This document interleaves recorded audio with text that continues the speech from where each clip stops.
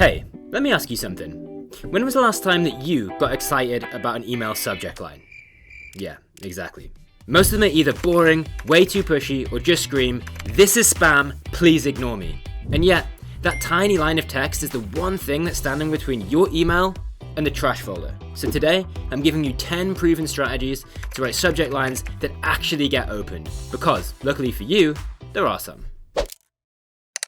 Alright, so first things first, why should you even care? Well, that's quite simple. People are drowning in emails. Have a look. An average email inbox looks like this. Your subject line is fighting for attention in a sea of sale, last chance, 50% off chaos. If it's not compelling, your email is not visible. And the best part, small tweaks can make a big difference. A study by GetResponse found that optimized subject lines can increase open rates by up to 47%. So yeah, you better stay and watch this thing. Let's do it. Rule number 1, sound like a normal person. Disclaimer, this does not equal don't use AI-based text generators, because you can write an email subject line yourself and still sound robotic, just like you can use AI to get a human-sounding headline. It's all in the choice of words you use in subject lines and some other important things like not using all caps. So look, even though this does make your subject line stand out a little, people don't want to hear it.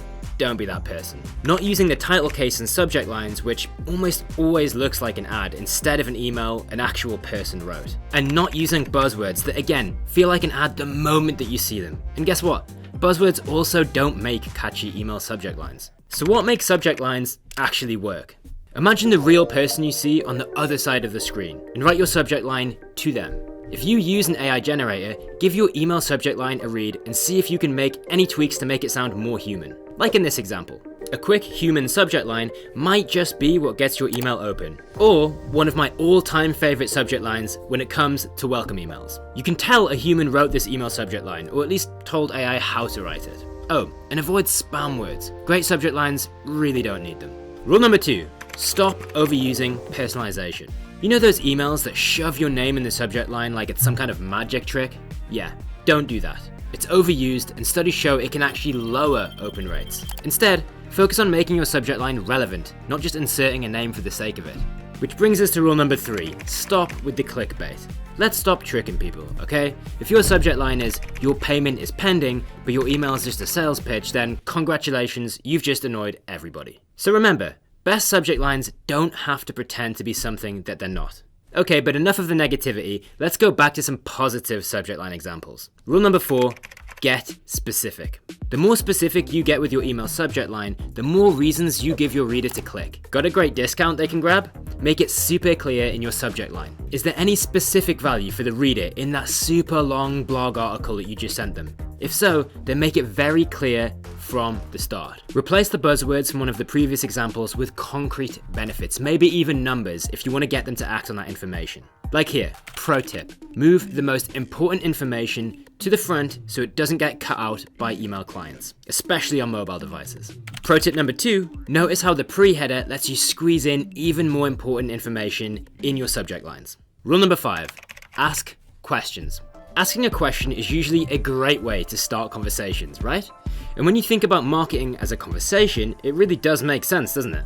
Questions and subject lines can be playful or serious, goofy or highly relevant. They can touch on a customer problem, more on that later, or they can even be slightly absurd, like this subject line. What's juice got to do with shoes? It's the colors and a funny subject line. The more a subject line grabs the attention, the better. And remember, grabbing the attention is our first goal if we ever want the recipient to actually open the email. I mean, they have to see it first, right? Rule number 6, start with a customer problem. One of my favorite and most effective copywriting formulas is PASS, Problem-Agitate-Solution. And here's exactly why it's so effective. It starts with the customer, their pain, a problem they need to solve, and something that actually bugs them. Here's one of my favorite examples. Not only is it specific and explicitly calls out for a desired action to take, it also shows you exactly the problem that gets solved by taking that action. And take a look at this example, which shows a super short and snappy way of showing the problem-solution duo in just 2 words and an emoji. Boom, perfection. Rule number 7, add emojis to grab attention. Speaking of emojis, let's go back to that email inbox. What's the first thing that catches your eye? I bet it's the emoji, right? Whatever you might think of it, it is still something that makes your email stand out in the inbox, often with just that pop of color. But the real question is whether that affects the open rates. The funny thing is, the most recent study by GetResponse shows that that might not actually be the case, with emoji subject lines getting slightly lower open rates in general, 26.42% compared to 28.26%. They're showing that emojis themselves are not quite enough to get an email opened. All the other rules apply here too. It has to be specific, it has to hint at the value or urge somebody into action. Because if you're just relying on the emoji itself, it's not gonna act like some kind of magic trick that's just gonna do everything for you. Make sense? Got it? Happy to move on? Then let's do it. And remember that with rule number 8, you could always just ask. The best way to get somebody to do something is often, not tricking them into doing it, that's not it, but actually asking them to do it. So why not ask them to open the email? The most sense it probably makes is when you want them to do something in the email, like in one of the above examples. This could be confirming the subscription or picking up their abandoned cart, like in the example below. And oh my god, just look at that pre-header. And the final rule is that size does indeed matter.